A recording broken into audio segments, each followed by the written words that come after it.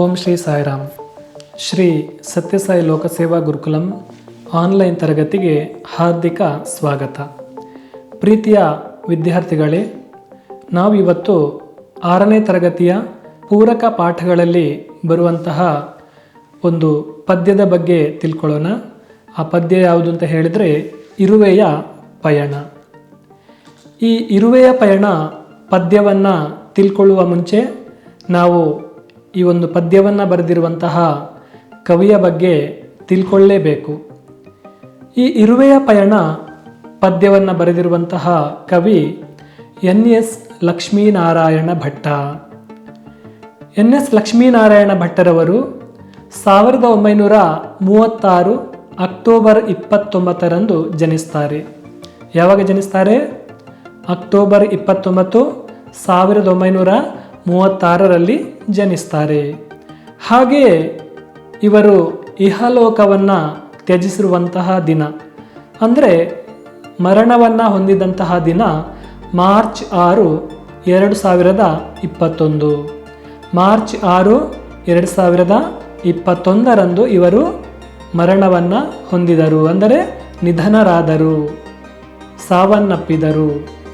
ಹಾಗೆಯೇ ಇವರು ಮಾಡಿದಂತಹ ವೃತ್ತಿಯ ಬಗ್ಗೆ ತಿಳ್ಕೊಳ್ಳೋದಾದರೆ, ಇವರು ಬೆಂಗಳೂರಿನ ವಿಶ್ವವಿದ್ಯಾನಿಲಯದಲ್ಲಿ ಕನ್ನಡದ ವಿಭಾಗದ ಮುಖ್ಯಸ್ಥರಾಗಿ ಸೇವೆಯನ್ನು ಸಲ್ಲಿಸಿದ್ದಾರೆ. ಬೆಂಗಳೂರಿನ ವಿಶ್ವವಿದ್ಯಾನಿಲಯದಲ್ಲಿ ಕನ್ನಡ ವಿಭಾಗದ ಮುಖ್ಯಸ್ಥರಾಗಿ ಏನು ಮಾಡಿದ್ದಾರೆ? ಸೇವೆಯನ್ನು ಸಲ್ಲಿಸಿ ನಿವೃತ್ತಿಯನ್ನು ಹೊಂದಿದ್ದರು. ಹಾಗೆಯೇ ಇವರು ಮೂಲತಃ ಶಿವಮೊಗ್ಗ ಜಿಲ್ಲೆಯವರಾದರೂ ಕೂಡ ಇವರು ಬೆಂಗಳೂರು ನಗರದ ನಿವಾಸಿಯಾಗಿದ್ದರು. ಶಿವಮೊಗ್ಗ ಜಿಲ್ಲೆಯವರು, ಮೂಲತಃ ಶಿವಮೊಗ್ಗ ಜಿಲ್ಲೆಯರ ಆಗಿದ್ದರು ಕೂಡ. ಮೂಲತಃ ಅಂದರೆ ಅವರು ಸಾಮಾನ್ಯವಾಗಿ ಹುಟ್ಟಿರುವಂತಹ ಊರು, ಬೆಳೆದಿರುವಂತಹ ಊರು ಬೆಂಗಳೂರು, ಶಿವಮೊಗ್ಗ ಆಗಿದ್ದರೂ ಕೂಡ ಅವರು ಬೆಂಗಳೂರು ನಗರದ ನಿವಾಸಿಯಾಗಿದ್ದರು. ಯಾರು? ಕೆ.ಎಸ್. ಲಕ್ಷ್ಮೀನಾರಾಯಣ ಭಟ್ಟರವರು. ಹಾಗೆ ಇವರ ತಂದೆ ತಾಯಿಯ ಬಗ್ಗೆ ಯಾರು ಅಂತ ತಿಳ್ಕೊಳ್ಳೋಣ. ಇವರ ತಂದೆ ಶಿವರಾಮ ಭಟ್ಟ, ತಾಯಿ ಮೂಕಾಂಬಿಕೆ. ತಂದೆಯ ಹೆಸರೇನು? ಶಿವರಾಮ ಭಟ್ಟ, ತಾಯಿ ಮೂಕಾಂಬಿಕೆ. ಹಾಗೆ ಇವರ ಪೂರ್ಣ ಹೆಸರನ್ನು ತಿಳ್ಕೊಳ್ಳೋಣ. ಇವರ ಪೂರ್ಣ ಹೆಸರು ನೈಲಾಡಿ ಶಿವರಾಮ ಲಕ್ಷ್ಮೀನಾರಾಯಣ ಭಟ್ಟ. ನೈಲಾಡಿ ಶಿವರಾಮ ಲಕ್ಷ್ಮೀನಾರಾಯಣ ಭಟ್ಟ ಅಂತ ಹೇಳುವಂತಹ ಪೂರ್ಣ ಹೆಸರು ಇವರದು ಈ ರೀತಿ ಇದೆ. ಹಾಗೆ ಇವರು ಕವಿ ಮಾತ್ರ ಅಲ್ಲದೆ ವಿಮರ್ಶಕರಾಗಿ, ಹಾಗೆ ಒಬ್ಬ ವಾಗ್ಮಿ ಕೂಡ ಆಗಿದ್ದರು. ಯಾವುದೇ ವಿಷಯದ ಬಗ್ಗೆ ವಿಮರ್ಶೆಯನ್ನು ಮಾಡ್ತಾ ಇದ್ರು. ಹಾಗೆ ಒಳ್ಳೆಯ ಮಾತಾಡೋದಕ್ಕೆ ಬರ್ತಾ ಇತ್ತು. ತುಂಬ ಚೆನ್ನಾಗಿ ಮಾತುಗಾರರಾಗಿದ್ದರು. ಒಳ್ಳೆಯ ಮಾತುಗಾರರಾಗಿ ಒಳ್ಳೆಯ ರೀತಿಯಲ್ಲಿ ಭಾಷಣವನ್ನು ಮಾಡ್ತಾ ಇದ್ರು. ಆದುದರಿಂದ ಇವರು ವಾಗ್ಮಿ ಅಂತ ಎನಿಸಿಕೊಂಡಿದ್ದಾರೆ. ಹಾಗೆಯೇ ಅವರ ಭಾವಗೀತೆಗಳು ಕ್ಯಾಸೆಟ್ಗಳ ಮೂಲಕ ಜನಪ್ರಿಯಗೊಂಡಿದೆ. ಕ್ಯಾಸೆಟ್ಗಳ ಮೂಲಕ ಏನಾಗಿದೆ? ಅವರ ಭಾವಗೀತೆಗಳು ಜನಪ್ರಿಯವಾಗಿದೆ, ಹೆಸರುವಾಸಿ ಆಗಿದೆ. ಹಾಗೆ ಕವಿತೆ, ವಿಮರ್ಶೆ, ಅನುವಾದ, ಕವಿತೆ, ವಿಮರ್ಶೆ, ಅನುವಾದ ಮತ್ತು ಮಕ್ಕಳ ಸಾಹಿತ್ಯ, ಹೀಗೆ ಅನೇಕ ಪ್ರಕಾರಗಳಲ್ಲಿ ಕೃಷಿ ಮಾಡಿರುವರು. ಯಾವುದರಲ್ಲೆಲ್ಲ ಸಾಧನೆಯನ್ನು ಮಾಡಿದ್ದಾರೆ? ಕೃಷಿ ಮಾಡಿದ್ದಾರೆ ಅಂದರೆ ಸಾಧನೆಯನ್ನು ಮಾಡಿದ್ದಾರೆ. ಯಾವ ವಿಭಾಗಗಳಲ್ಲಿ? ಕವಿತೆ, ವಿಮರ್ಶೆ, ಅನುವಾದ ಮತ್ತು ಮಕ್ಕಳ ಸಾಹಿತ್ಯ, ಈ ರೀತಿ ಅನೇಕ ಪ್ರಕಾರಗಳಲ್ಲಿ ಸಾಧನೆಯನ್ನು ಅಥವಾ ಕೃಷಿಯನ್ನು ಮಾಡಿದ್ದಾರೆ ಮಕ್ಕಳೇ. ಹಾಗೆಯೇ ಶಿಶು ಸಾಹಿತ್ಯ ಅವರಿಗೆ ಬಹು ಪ್ರಿಯವಾದ ಪ್ರಕಾರಗಳಲ್ಲೊಂದು. ಶಿಶು ಸಾಹಿತ್ಯ ಅವರಿಗೆ ಬಹಳ ಪ್ರಿಯವಾದ ಸಾಹಿತ್ಯಗಳಲ್ಲಿ ಒಂದಾಗಿದೆ. ಮಕ್ಕಳ ಪದ್ಯಗಳ ಸಮಗ್ರ ಸಂಪುಟ, ಕಿನ್ನರ ಲೋಕ, ಭಾಳ ಒಳ್ಳೆಯವರು ನಮ್ಮಿಸ್ಸು ಹಾಗೂ ಗೇರ್ ಗೇರ್ ಮಂಗಣ್ಣ ಅವರ ಇತರೆ ಕೃತಿಗಳು. ಅವರ ಇತರೆ ಕೃತಿಗಳು ಯಾವುದೆಲ್ಲ? ಮಕ್ಕಳ ಪದ್ಯಗಳ ಸಮಗ್ರ ಸಂಪುಟ, ಕಿನ್ನರ ಲೋಕ, ಭಾಳ ಒಳ್ಳೆಯವರು ನಮ್ಮಿಸ್ಸು ಹಾಗೂ ಗೇರ್ ಗೇರ್ ಮಂಗಣ್ಣ ಅವರ ಇತರ ಪ್ರಮುಖ ಕೃತಿಗಳು. ಹಾಗೆಯೇ ಕಿಶೋರಿ ಕವಿತಾ ಸಂಕಲನಕ್ಕೆ NCRTE ಬಾಲ ಸಾಹಿತ್ಯ ಪುರಸ್ಕಾರ, ಕೇಂದ್ರ ಸಾಹಿತ್ಯ ಅಕಾಡೆಮಿಯ ಬಾಲ ಪುರಸ್ಕಾರ ಲಭಿಸಿವೆ. ಏನು ಲಭಿಸಿವೆ? ಕಿಶೋರಿ ಕವಿತಾ ಸಂಕಲನಕ್ಕೆ NCERTಯ ಬಾಲ ಸಾಹಿತ್ಯ ಪುರಸ್ಕಾರ ಮತ್ತು ಕೇಂದ್ರ ಸಾಹಿತ್ಯ ಅಕಾಡೆಮಿಯ ಬಾಲ ಪುರಸ್ಕಾರ ಲಭಿಸಿವೆ. 3 ಬಾರಿ ರಾಜ್ಯ ಸಾಹಿತ್ಯ ಅಕಾಡೆಮಿ ಪ್ರಶಸ್ತಿ ಪಡೆದಿದ್ದಾರೆ. ಎಷ್ಟು ಬಾರಿ? 3 ಬಾರಿ ರಾಜ್ಯ ಸಾಹಿತ್ಯ ಅಕಾಡೆಮಿ ಪ್ರಶಸ್ತಿಯನ್ನು ಯಾರು ಪಡೆದಿದ್ದಾರೆ? KS ಲಕ್ಷ್ಮೀನಾರಾಯಣ ಭಟ್ಟರವರು ಪಡೆದಿದ್ದಾರೆ. ರಾಷ್ಟ್ರೋತ್ಥಾನ ಸಾಹಿತ್ಯ ಮಕ್ಕಳಿಗಾಗಿ ಹೊರತಂದ ಭಾರತ ಭಾರತಿ ಪುಸ್ತಕ ಸಂಘದ ಮಾಲಿಕೆಯ ಹಲವಾರು ಪುಸ್ತಕಗಳನ್ನು ಭಟ್ಟರು ರಚಿಸಿದ್ದಾರೆ. ರಾಷ್ಟ್ರೋತ್ಥಾನ ಸಾಹಿತ್ಯ ಮಕ್ಕಳಿಗೋಸ್ಕರ ಏನು ಮಾಡಿದ್ದಾರೆ? ಹೊರತಂದಿರುವಂತಹ ಒಂದು ಪುಸ್ತಕಗಳು ಯಾವುದು? ಭಾರತ ಭಾರತಿ ಪುಸ್ತಕ ಸಂಪದ ಮಾಲಿಕೆಯ ಹಲವಾರು ಪುಸ್ತಕಗಳನ್ನು KS ಲಕ್ಷ್ಮೀನಾರಾಯಣ ಭಟ್ಟರು ಏನು ಮಾಡಿದ್ದಾರೆ? ರಚಿಸಿದ್ದಾರೆ ಮಕ್ಕಳೇ. ಈಗ ನಾವು ಇರುವೆಯ ಪಯಣ ಡಾಕ್ಟರ್ NS ಲಕ್ಷ್ಮೀನಾರಾಯಣ ಭಟ್ಟರವರು ಬರೆದಿರುವಂತಹ ಪದ್ಯದ ಬಗ್ಗೆ ಮತ್ತು ಅದರ ಸಾರಾಂಶವನ್ನು ತಿಳ್ಕೊಳ್ಳೋಣ ಮಕ್ಕಳೇ. ನೋಡಿ, ನಾವು ಯಾವುದೇ ಒಂದು ಜೀವಿಗಳಲ್ಲಿ ನಾವು ಪ್ರೀತಿಯಿಂದ ಇರಬೇಕಾಗುತ್ತೆ. ಎಲ್ಲರನ್ನೂ ಪ್ರೀತಿಸಬೇಕು, ನಾವು ಎಲ್ಲರ ಸೇವೆ ಮಾಡಬೇಕು ಅಂತ ಹೇಳುವಂತಹ ಒಂದು ಮಾತು ನೀವು ಕೇಳಿರ್ಬೋದು. ಎಲ್ಲರೂ ಅಂದರೆ ಬರೀ ಮನುಷ್ಯರು ಮಾತ್ರ ಅಲ್ಲ, ನಮ್ಮ ತಂದೆ ತಾಯಿಯರು ಮಾತ್ರ ಅಲ್ಲ, ಎಲ್ಲ ಜೀವಿಗಳನ್ನು, ಪ್ರಾಣಿಗಳನ್ನು, ಪಕ್ಷಿಗಳನ್ನು ಕೂಡ ನಾವು ಪ್ರೀತಿಯಿಂದ ನೋಡ್ಕೊಳ್ಬೇಕಾಗುತ್ತೆ. ಈ ಇರುವೆ ಅಂತ ಬಂದಂತಹ ಒಂದು ವಿಷಯದಲ್ಲಿ ಇರುವೆಯಿಂದ ಕೂಡ ನಾವು ಕಲಿಯುವಂಥದ್ದು ತುಂಬ ಇದೆ. ಅದರಲ್ಲಿ ಪ್ರಮುಖವಾಗಿ ಇರುವೆಯಲ್ಲಿ ಶಿಸ್ತನ್ನು ನಾವು ಕಾಣುವಂಥದ್ದು. ಇರುವೆ ಸಾಲಾಗಿ ಹೋಗುತ್ತೆ ಒಂದು ಪ್ರದೇಶದಿಂದ ಇನ್ನೊಂದು ಪ್ರದೇಶಕ್ಕೆ, ಒಂದು ಜಾಗದಿಂದ ಇನ್ನೊಂದು ಜಾಗಕ್ಕೆ. ಏನು ಮಾಡುತ್ತೆ? ಶಿಸ್ತಿನಿಂದ ಏನಾಗುತ್ತೆ? ಸಾಲಾಗಿ ಹೋಗುತ್ತೆ. ಈ ರೀತಿ ಇರುವೆಯಿಂದ ನಾವು ಶಿಸ್ತನ್ನು ಕಲಿಯಬಹುದು. ಹಾಗೆ ಬೇರೆ ಬೇರೆ ಪ್ರಾಣಿಗಳು, ನಾವು ಉದಾಹರಣೆಗೆ ಒಂದು ನಾಯಿ, ಸಾಕುವಂತಹ ನಾಯಿ ಇರ್ಬೋದು, ಅಥವಾ ಹೊರಗಡೆ ಎಲ್ಲೋ ಹೋದಾಗ ನೋಡಿರುವಂತಹ ನಾಯಿಗಳಿರ್ಬೋದು. ಅದಕ್ಕೆ ಒಂದು ಸ್ವಲ್ಪ ತಿನ್ನುವಂತಹ ಒಂದು ಪದಾರ್ಥವನ್ನು ಅಥವಾ ಬಿಸ್ಕೆಟ್ ಈ ರೀತಿ ಏನಾದರೂ ಹಾಕಿದರೆ ಅದು ಮರುದಿನ ಕೂಡ ನಮ್ಮನ್ನು ಗುರುತಿಸಿಕೊಳ್ಳುತ್ತೆ. ಮುಂದಿನ ದಿನಗಳಲ್ಲಿ ಯಾವಾಗ ಹೋದರೂ ಕೂಡ ಅದು ಪ್ರೀತಿಯಿಂದ ನಮ್ಮನ್ನು ಏನು ಮಾಡುತ್ತೆ? ನೋಡುತ್ತೆ. ಈ ರೀತಿ ನಿಯತ್ತಾಗಿರುವಂಥದ್ದರಲ್ಲಿ ನಾಯಿ ಹೆಸರುವಾಸಿಯಾಗಿದೆ. ಹಾಗೆ ನಾವು ಆನೆಯ ರೀತಿ ಶಕ್ತಿಯನ್ನು ಹೊಂದಿರಬೇಕು ಜೀವನದಲ್ಲಿ. ಆನೆಯ ರೀತಿ ಶಕ್ತಿಯನ್ನು ಹೊಂದಲಿಕ್ಕೆ ಸಾಧ್ಯ ಇಲ್ಲ, ಆದರೂ ಆದಷ್ಟು ಪ್ರಯತ್ನವನ್ನು, ಶಕ್ತಿವಂತರಾಗಲಿಕ್ಕೆ ಪ್ರಯತ್ನವನ್ನು ಮಾಡಬೇಕು. ಹಾಗೆಯೇ ಕುದುರೆಯ ಹಾಗೆ ವೇಗದಿಂದ ನಾವು ಏನು ಮಾಡಬೇಕು? ಕೆಲಸವನ್ನು ಮಾಡಬೇಕು. ವೇಗವಾಗಿ ನಮ್ಮ ಮನಸ್ಸನ್ನು, ಬುದ್ಧಿಯನ್ನು ಚುರುಕುಗೊಳಿಸಬೇಕು. ಕುದುರೆಯಂತೆ ವೇಗವಾಗಿ ಹೋಗಲು ಆಗದೇ ಇದ್ದರೂ ಕೂಡ ನಾವು ಎಷ್ಟು ಸಾಧ್ಯ ಆಗುತ್ತೆ ಅಷ್ಟು ಪ್ರಯತ್ನವನ್ನು ಮಾಡಬೇಕು. ಹಾಗೆಯೇ ಸಿಂಹದ ಹಾಗೆ ಧೈರ್ಯವನ್ನು ಹೊಂದ್ಕೊಂಡಿರಬೇಕು.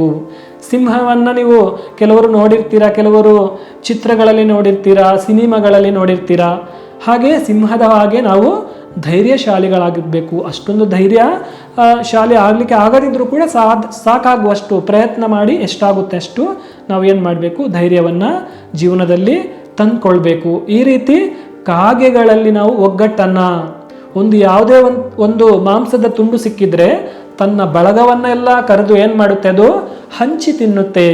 ಆ ರೀತಿ ನಾವು ಒಗ್ಗಟ್ಟಾಗಿ ಇರಬೇಕಾಗುತ್ತೆ. ಕಾಗೆಯ ಹಾಗೆ ಒಗ್ಗಟ್ಟಾಗಿ ಇರುವಂಥದ್ದು, ನಾಯಿಯ ಹಾಗೆ ನಿಯತ್ತು, ಸಿಂಹದ ಹಾಗೆ ಧೈರ್ಯ, ಆನೆಯ ಹಾಗೆ ಶಕ್ತಿ, ಕುದುರೆಯ ಹಾಗೆ ವೇಗ, ಇರುವೆಯ ಹಾಗೆ ಶಿಸ್ತು. ಈ ರೀತಿ ನಾವು ಎಲ್ಲ ರೀತಿಯಲ್ಲಿ, ಎಲ್ಲ ಪ್ರಾಣಿಗಳಿಂದ ಒಂದೊಂದು ರೀತಿಯಲ್ಲಿ ನಾವು ಒಂದೊಂದು ವಿದ್ಯೆಯನ್ನು ಕಲಿಯಬಹುದು. ಅದನ್ನು ನೋಡಿಬಿಟ್ಟಾದರೂ ಕೆಲವೊಂದು ನಾವು ಸ್ವಲ್ಪ ಮಟ್ಟಿಗೆ ಕಲಿಯುವಂತಹ ಪ್ರಯತ್ನವನ್ನು ಮಾಡಬೇಕು. ಇತ್ತೀಚಿನ ಕಾಲಗಳಲ್ಲಿ ಮಾನವೀಯತೆ ಅಂತ ಹೇಳುವಂಥದ್ದೇ ಇಲ್ಲಿ ಮರೆಯಾಗ್ತಾ ಇದೆ.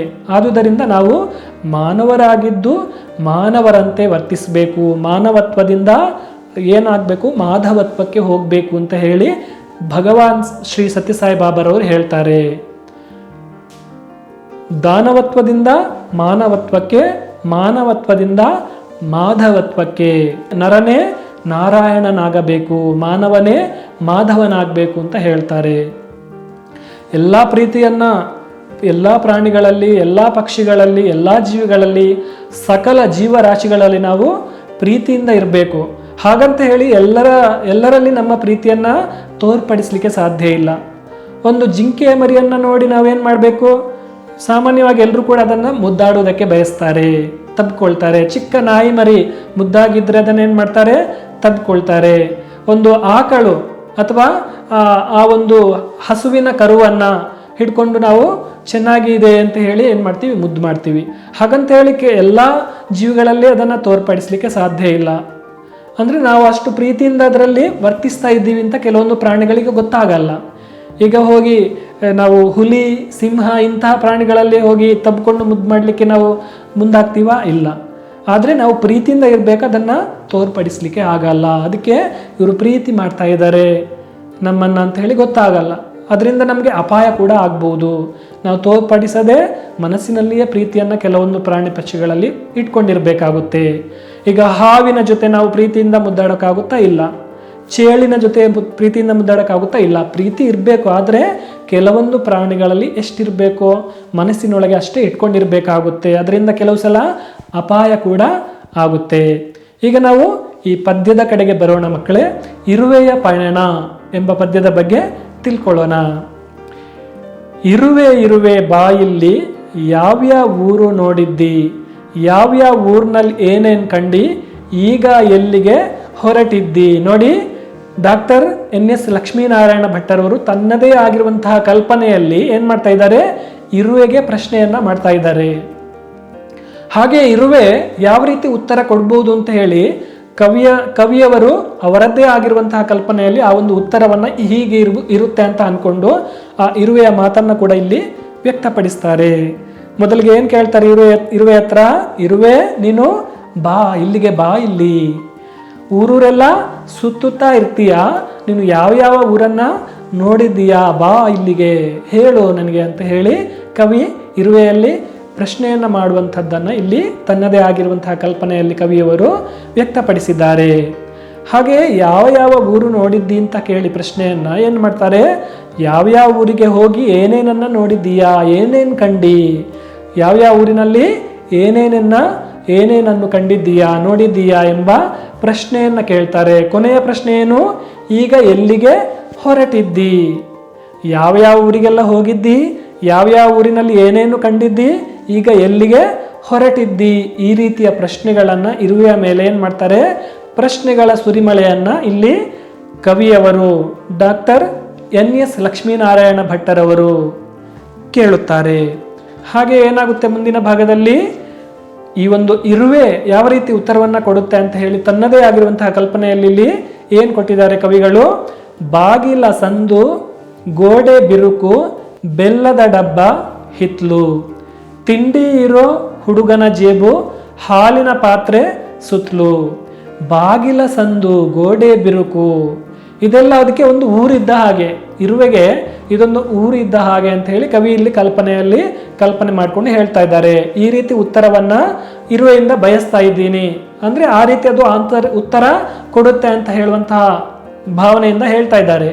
ಬಾಗಿಲ ಸಂದು, ಗೋಡೆ ಬಿರುಕು, ಬಾಗಿಲ ಸಂದಿನಲ್ಲಿ ಆ ಊರಿಗೆ ನಾನು ಹೋಗಿದ್ದೆ. ಹಾಗೆ ಗೋಡೆ ಬಿರುಕು ಬಿಟ್ಟಿರುತ್ತೆ ಕೆಲವೊಂದು ಮನೆಗಳ ಗೋಡೆ ಅಥವಾ ಕೆಲವೊಂದು ಕಟ್ಟಡಗಳ ಗೋಡೆ, ಇದೊಂದು ಅದಕ್ಕೆ ಊರು ಇದ್ದ ಹಾಗೆ, ಯಾವುದೋ ಒಂದು ದೊಡ್ಡ ಊರು ಇದ್ದ ಹಾಗೆ ಆ ಇರುವೆಗೆ ಭಾಸವಾಗಿರುತ್ತೆ. ಹಾಗೆ ಬಾಗಿಲ ಸಂದು ಆ ಊರಿಗೆ ಹೋಗಿದ್ದೆ, ಗೋಡೆಯ ಬಿರುಕು ಅಲ್ಲಿಗೆ ಆ ಒಂದು ಊರಿಗೆ ಹೋಗಿದ್ದೆ, ಬೆಲ್ಲದ ಡಬ್ಬ. ಸಾಮಾನ್ಯ ಎಲ್ಲ ಮನೆಗಳಲ್ಲಿ ಬೆಲ್ಲವನ್ನ ನಮ್ಮ ದಿನನಿತ್ಯದ ಆಹಾರಕ್ಕೆ ಬಳಸ್ತೇವೆ ಅಥವಾ ಸಿಹಿ ತಿಂಡಿಗಳನ್ನು ಮಾಡುವುದಕ್ಕೆ ಬಳಸ್ತೀವಿ. ಹಾಗೆ ಬೆಲ್ಲದ ಡಬ್ಬ ಅಂತ ಹೇಳುವಂಥದ್ದು ಇರುವಿಗೆ ಒಂದು ಊರು. ಹಿತ್ಲು ಅಂದರೆ ಮನೆಯ ಹಿತ್ತಲು ಕೂಡ ಒಂದು ಊರಿದ್ದ ಹಾಗೆ, ಮನೆಯ ಹಿತ್ಲು ಆ ಊರಿಗೆ ನಾನು ಹೋಗಿದ್ದೆ. ಹಾಗೆ ತಿಂಡಿ ಇರೋ ಹುಡುಗನ ಜೇಬು, ಹುಡುಗನ ತಿಂಡಿ ಇರುವಂತಹ ಜಾಗದಲ್ಲಿ ಆ ವಾಸನೆಯನ್ನ ಕಂಡು ಹಿಡಿದು ಇರುವೆ ಅಲ್ಲಿಗೆ ಹೋಗಿಯೇ ಹೋಗುತ್ತೆ. ಆ ಜೇಬು ಇರುವಂತಹ ಒಂದು ಹುಡುಗನ ಜೇಬಲ್ಲಿ ಏನು ಮಾಡಿರ್ತಾನೆ, ತಿಂಡಿಯನ್ನು ಇಟ್ಟಿರ್ತಾನೆ. ಅಲ್ಲಿಗೂ ಕೂಡ ಆ ಊರಿಗೂ ಕೂಡ ನಾನು ಹೋಗಿದ್ದೀನಿ. ಅಷ್ಟೇ ಅಲ್ಲದೆ ಹಾಲಿನ ಪಾತ್ರೆ ಸುತ್ತಲೂ, ಹಾಲಿನ ಪಾತ್ರೆ ಅಂತ ಹೇಳುವಂತಹ ಊರು, ಆ ಹಾಲನ್ನು ತುಂಬಿಸಿರುವಂತಹ ಪಾತ್ರೆ ಆ ಒಂದು ಇರುವೆಗೆ ಊರು ಇದ್ದ ಹಾಗೆ. ಹಾಗೆ ಯಾವ ಊರಿಗೆ ಹೋಗಿದ್ದೆ ಅಂತ ಹೇಳಿ ಕವಿಯ ಕಲ್ಪನೆಯಲ್ಲಿ ಇಲ್ಲಿ ಇರುವೆಯ ಉತ್ತರ ಇರುತ್ತೆ. ಬಾಗಿಲ ಸಂದು, ಗೋಡೆ ಬಿರುಕು, ಬೆಲ್ಲದ ಡಬ್ಬ, ಹಾಗೆ ಮನೆಯ ಹಿತ್ತಿಲು, ಹಾಗೆ ತಿಂಡಿ ಇರುವಂತಹ ಹುಡುಗನ ಜೇಬು. ಅಷ್ಟೇ ಅಲ್ಲದೆ ಹಾಲಿನ ಪಾತ್ರೆ ಸುತ್ತಲೂ, ಇಂತಹ ಅಥವಾ ಮುಂತಾದ ಊರುಗಳಿಗೆ ನಾನು ಹೋಗಿ ಬಂದೆ ಎಂಬ ಮಾತನ್ನು ಇಲ್ಲಿ ಇರುವೆ ಮಾತಾಡುವಂಥದ್ದು. ಅಂದರೆ ಕವಿಯ ಕಲ್ಪನೆಯ ರೀತಿಯಲ್ಲಿ ಈ ರೀತಿಯ ಉತ್ತರವನ್ನು ಇಲ್ಲಿ ಇರುವೆ ಮಾತಾಡಿದ ರೀತಿಯಲ್ಲಿ ಇವರು ವ್ಯಕ್ತಪಡಿಸ್ತಾರೆ. ಯಾರು? ಡಾಕ್ಟರ್ NS ಲಕ್ಷ್ಮೀನಾರಾಯಣ ಭಟ್ಟರವರು. ಒಂದೊಂದು ಊರು ಒಂದೊಂದು ಥರ, ಒಂದೊಂದು ಊರು ಒಂದೊಂದು ಥರ, ಬಸ್ಸೇ ಇಲ್ಲದ ಊರಿಗೆ ನಡ್ಕೊಂಡೋಗೆ ಬಂದಿದ್ದೀನಿ ಚಪ್ಪಲಿ ಇಲ್ಲದೆ ಕಾಲ್ಗೆ. ನೋಡಿ, ಒಂದೊಂದು ಊರು ಒಂದೊಂದು ಥರ ಇದೆ. ಬಾಗಿಲ ಸಂದು ಅಂತ ಹೇಳುವಂಥ ಊರು ಒಂದು ಥರ ಆದರೆ, ಗೋಡೆ ಬಿರುಕು ಅಂತ ಹೇಳುವಂಥದ್ದು ಆ ಊರು ಇನ್ನೊಂದು ಥರ. ಹಾಗೆ ಬೆಲ್ಲದ ಡಬ್ಬ ಆ ಊರು ಇನ್ನೊಂದು ರೀತಿ. ಹಾಗೆಯೇ ಮನೆಯ ಹಿತ್ಲು ಆ ಊರು ಇನ್ನೊಂದು ರೀತಿ ಆದರೆ, ತಿಂಡಿ ಇರುವಂತಹ ಹುಡುಗನ ಜೇಬು ಆ ಊರು ಕೂಡ ಒಂದು ಥರ ಆದರೆ, ಹಾಲಿನ ಪಾತ್ರೆ ಇರುವಂತಹ ಊರು ಒಂದು ಥರ. ಈ ರೀತಿ ಒಂದೊಂದು ಊರು ಕೂಡ ಒಂದೊಂದು ಥರ ಅಂತ ಹೇಳಿ ಇರುವೆ ಹೇಳುತ್ತೆ. ಬಸ್ಸೇ ಇಲ್ಲದ ಊರಿಗೆ, ನಾನು ಬಸ್ಸೇ ಇಲ್ಲದಂತಹ ಊರಿಗೆ ನಡ್ಕೊಂಡೋಗೇ ಬಂದಿದ್ದೀನಿ. ಬಸ್ಸೇ ಇಲ್ಲದ ಊರಿಗೆ ನಾನು ಇಂಥ ಮುಂತಾದ ಊರುಗಳಿಗೆ ಹೋಗಿದ್ದೀನಿ. ಹೋಗಿ ನಾನು ಬಸ್ಸೇ ಇಲ್ಲ ಆ ಊರುಗಳಿಗೆ, ಆದರೂ ಕೂಡ ನಾನು ಹೇಗೆ ಹೋಗಿದ್ದೀನಿ? ಚಪ್ಪಲಿ ಇಲ್ಲದೆ ನಡ್ಕೊಂಡು ಹೋಗಿ ಬಂದಿದ್ದೀನಿ. ಅದು ಕೂಡ ಕಾಲಿಗೆ ಚಪ್ಪಲಿ ಇಲ್ಲದೆ ನಾನು ನಡ್ಕೊಂಡು ಹೋಗಿಯೇ ಬಸ್ಸೇ ಇಲ್ಲದ ಊರುಗಳಿಗೆ ಹೋಗಿ ಬಂದಿದ್ದೀನಿ ಎಂಬ ಮಾತನ್ನು ಇಲ್ಲಿ ಇರುವೆ ಈ ರೀತಿ ಉತ್ತರವನ್ನು ಕೊಡುತ್ತೆ ಅಂತ ಹೇಳಿ ಕವಿ ತನ್ನದೇ ಆಗಿರುವಂತಹ ಕಲ್ಪನೆಯಲ್ಲಿ ವ್ಯಕ್ತಪಡಿಸಿದ್ದಾರೆ. ಸಕ್ಕರೆ ಬಂಡೆ, ಬೆಲ್ಲದ ಡಬ್ಬ, ಬೆಲ್ಲದ ಬೆಟ್ಟ, ಹಾಲಿನ ಲೋಟದ ಬಾವಿ, ಸುತ್ತಿ ಈಗ ಹಿಡಿದಿದ್ದೀನಿ ಮತ್ತೆ ಮನೆ ಹಾದಿ. ಈಗ ಈ ಒಂದು ಪದ್ಯದ ಕೊನೆಯ ಸಾಲುಗಳು, ಕೊನೆಯ ಚರಣದಲ್ಲಿ ಏನು ಕೊಟ್ಟಿದ್ದಾರೆ? ಸಕ್ಕರೆ ಬಂಡೆ, ಬೆಲ್ಲದ ಬೆಟ್ಟ, ಹಾಲಿನ ಲೋಟದ ಬಾವಿ, ಸುತ್ತಿ ಈಗ ಹಿಡಿದಿದ್ದೀನಿ ಮತ್ತೆ ಮನೆ ಹಾದಿ. ನಾವು ಮನೆಯಲ್ಲಿ ನಿತ್ಯ ಬಳಕೆಗೆ ಬಳಸುವಂತಹ ಒಂದು ಸಕ್ಕರೆ ಸಿಹಿ ಏನಿದೆ ಅದು ಅದಕ್ಕೆ ಬಂಡೆ ಥರ ಕಾಣುತ್ತೆ. ಯಾವುದಕ್ಕೆ? ಇರುವೆಗೆ ಸಕ್ಕರೆ ಬಂಡೆಯ ಥರ ಕಾಣುತ್ತಾ ಇರುತ್ತೆ. ಬೆಲ್ಲದ ಬೆಟ್ಟ, ಬೆಲ್ಲದ ಬೆಟ್ಟ ಅಂದರೆ ನಾವು ದೊಡ್ಡ ದೊಡ್ಡ ಗುಡ್ಡ ಬೆಟ್ಟಗಳನ್ನು ಬೆಟ್ಟ ಅಂತ ಹೇಳ್ತೀವಿ. ಆದರೆ ಇಲ್ಲಿ ಬೆಲ್ಲ ಇರುವೆಗೆ ಯಾವ ರೀತಿ ಕಾಣುತ್ತೆ? ಬೆಟ್ಟದ ರೀತಿಯಲ್ಲಿ ಕಾಣುತ್ತೆ. ಹಾಲಿನ ಲೋಟದ ಬಾವಿ, ನಾವು ಕುಡಿಯೋದಕ್ಕೆ ಮನೆಯ ಬಳಕೆಗೋಸ್ಕರ ಏನು ಮಾಡ್ತೀವಿ? ಲೋಟಗಳಲ್ಲಿ ಹಾಲನ್ನು ತುಂಬಿಸಿಟ್ಕೊಂಡಿರ್ತೀವಿ ಅಥವಾ ಕುಡಿತೀವಿ.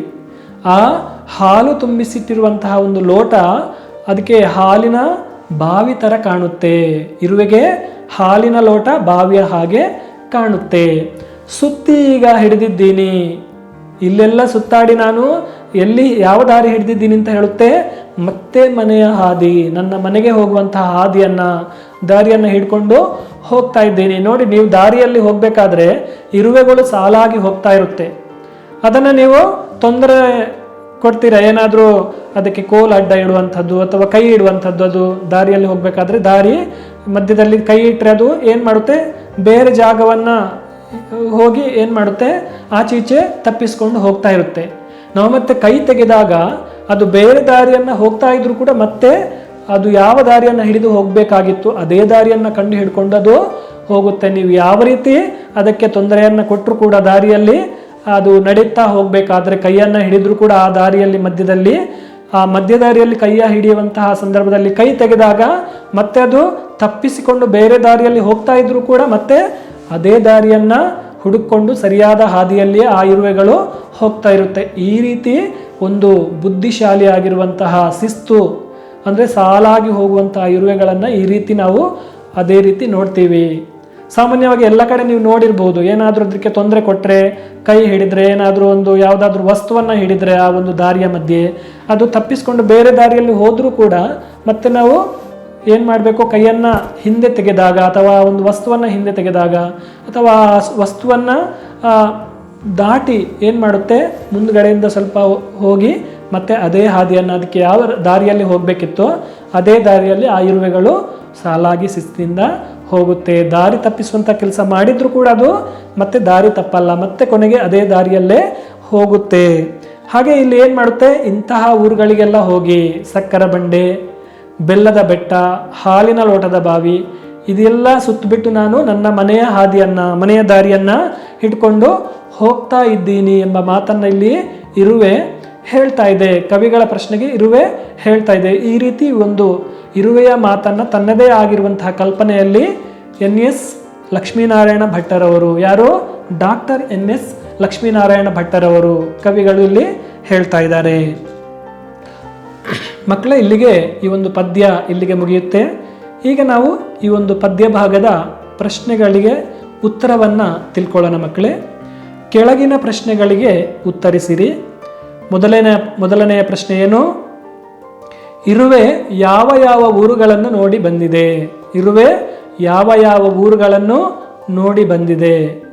ಉತ್ತರ: ಇರುವೆ ಬಾಗಿಲ ಸಂದು, ಗೋಡೆಯ ಬಿರುಕು, ಬೆಲ್ಲದ ಬೆಟ್ಟ, ಹಿತ್ತಲು, ತಿಂಡಿ ಇರೋ ಹುಡುಗನ ಜೇಬು, ಹಾಲಿನ ಪಾತ್ರೆಯ ಸುತ್ತಲೂ, ಹೀಗೆ ಮುಂತಾದವುಗಳನ್ನು ನೋಡಿ ಬಂದಿದೆ. ನೋಡಿದ್ರ ಉತ್ತರ? ಇರುವೆ ಯಾವ ರೀತಿ ಎಲ್ಲೆಲ್ಲಿ ಹೋಗಿದೆ?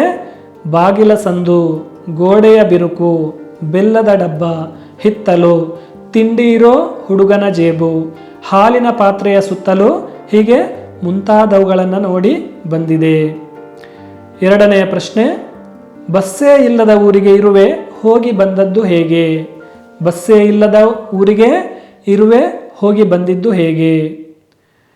ಉತ್ತರ: ಬಸ್ಸೇ ಇಲ್ಲದ ಊರಿಗೆ ಇರುವೆ ನಡೆದುಕೊಂಡು ಹೋಗಿ ಬಂದಿದೆ. ಏನಿದೆ ಉತ್ತರ? ಬಸ್ಸೇ ಇಲ್ಲದ ಊರಿಗೆ ಇರುವೆ ನಡೆದುಕೊಂಡು ಹೋಗಿ ಬಂದಿದೆ. ಹಾಗೆ ಮೂರನೆಯ ಪ್ರಶ್ನೆ ಏನಿದೆ? ಹುಡುಗನ ಜೇಬಿನತ್ತ ಇರುವೆ ಹೋಗಿದ್ದೇಕೆ? ಹುಡುಗನ ಜೇಬಿನತ್ತ ಇರುವೆ ಹೋಗಿದ್ದೇಕೆ? ಹುಡುಗನ ಜೇಬಿನತ್ತ ತಿಂಡಿ ಇರುವುದರಿಂದ ಇರುವೆಯು ಹೋಯಿತು. ಉತ್ತರ ಏನಿದೆ? ಹುಡುಗನ ಜೇಬಿನತ್ತ ತಿಂಡಿ ಇರುವುದರಿಂದ ಇರುವೆಯು ಹೋಯಿತು. ಹಾಲಿನ ಲೋಟವು ಇರುವೆಗೆ ಹೇಗೆ ಕಾಣಿಸುತ್ತದೆ? ನಾಲ್ಕನೆಯ ಪ್ರಶ್ನೆ ಏನು? ಹಾಲಿನ ಲೋಟವು ಇರುವೆಗೆ ಹೇಗೆ ಕಾಣಿಸುತ್ತದೆ? ಉತ್ತರ: ಹಾಲಿನ ಲೋಟವು ಇರುವೆಗೆ ಬಾವಿಯಂತೆ ಕಾಣಿಸುತ್ತದೆ. ಹಾಲಿನ ಲೋಟವು ಇರುವೆಗೆ ಬಾವಿಯಂತೆ ಕಾಣಿಸುತ್ತದೆ. ಹಾಗೆ ಐದನೆಯ ಪ್ರಶ್ನೆ ಏನಿದೆ ನೋಡೋಣ. ಇರುವೆ ಯಾವುದನ್ನು ಬಂಡೆ ಬೆಟ್ಟ ಎಂದು ಹೇಳುತ್ತಿದೆ? ಇರುವೆ ಯಾವುದನ್ನು ಬಂಡೆ ಬೆಟ್ಟ ಎಂದು ಹೇಳುತ್ತಿದೆ? ಉತ್ತರ: ಇರುವೆಯು ಸಕ್ಕರೆಯನ್ನು ಬಂಡೆ, ಬೆಲ್ಲವನ್ನು ಬೆಟ್ಟ ಎಂದು ಹೇಳುತ್ತಿದೆ. ಹೇಗಿದೆ ಉತ್ತರ? ಇರುವೆಯು ಸಕ್ಕರೆಯನ್ನು ಬಂಡೆ, ಬೆಲ್ಲವನ್ನು ಬೆಟ್ಟ ಎಂದು ಹೇಳುತ್ತಿದೆ. ಕೊನೆಯ ಪ್ರಶ್ನೆ, ಆರನೆಯ ಪ್ರಶ್ನೆ ಏನಿದೆ? ಇರುವೆಯ ಕಣ್ಣಲ್ಲಿ ಸಣ್ಣ ಸಂಗತಿಗಳು ಹೇಗೆ ಬೃಹತ್ತಾಗಿ ಕಾಣುತ್ತವೆ ಎಂಬುದನ್ನು ಉದಾಹರಣೆ ಸಹಿತ ವಿವರಿಸಿ. ಏನಿದೆ ಪ್ರಶ್ನೆ? ಇರುವೆಯ ಕಣ್ಣಲ್ಲಿ ಸಣ್ಣ ಸಂಗತಿಗಳು ಹೇಗೆ ಬೃಹತ್ತಾಗಿ ಕಾಣುತ್ತವೆ ಎಂಬುದನ್ನು ಉದಾಹರಣೆ ಸಹಿತ ವಿವರಿಸಿ. ಉತ್ತರ: ಇರುವೆ ಕಣ್ಣಿಗೆ ಸಕ್ಕರೆಯು ಬಂಡೆಯಂತೆ, ಬೆಲ್ಲವು ಬೆಟ್ಟದಂತೆ, ಹಾಲಿನ ಲೋಟ ಬಾವಿಯಂತೆ ಬೃಹತ್ತಾಗಿ ಕಾಣುತ್ತಿದೆ. ಏನಿದೆ ಉತ್ತರ? ಇರುವೆಗೆ ಆ ಒಂದು ಸಕ್ಕರೆಯು ಬಂಡೆಯಂತೆ, ಬೆಲ್ಲವು ಬೆಟ್ಟದಂತೆ, ಹಾಲಿನ ಲೋಟ ಬಾವಿಯಂತೆ ಬೃಹತ್ತಾಗಿ ಕಾಣುತ್ತಿದೆ. ಮಕ್ಕಳೇ, ಈ ಒಂದು ಇರುವೆಯ ಪಯಣ ಅಂತ ಹೇಳುವಂತಹ ಪದ್ಯದ ಬಗ್ಗೆ ಈಗಾಗಲೇ ನೀವು ತಿಳ್ಕೊಂಡಿದ್ದೀರಾ. ಏನಾದರೂ ಸಂಶಯಗಳಿದ್ದಲ್ಲಿ ಮುಂದಿನ ತರಗತಿಯಲ್ಲಿ ನೀವು ಕೇಳಬಹುದು. ಅದರ ಅರ್ಥ ಏನಾದರೂ ಭಾವಾರ್ಥ ಇನ್ನೂ ಗೊತ್ತಾಗಬೇಕು, ಸರಿಯಾಗಿ ತಿಳ್ಕೊಳ್ಳಿಲ್ಲ, ಅರ್ಥ ಆಗಿಲ್ಲ ಅಂತ ಹೇಳಿದರೆ ಮತ್ತೆ ನೀವು ಮುಂದಿನ ತರಗತಿಯಲ್ಲಿ ಖಂಡಿತವಾಗಿ ಕೇಳಿ ಇನ್ನಷ್ಟು ನಾವು ತಿಳ್ಕೊಳ್ಳುವಂತಹ ಪ್ರಯತ್ನವನ್ನು ಮಾಡೋಣ. ಮುಂದಿನ ತರಗತಿಯಲ್ಲಿ ಮತ್ತೆ ನಾವೆಲ್ಲ ಭೇಟಿಯಾಗೋಣ. ಧನ್ಯವಾದಗಳು.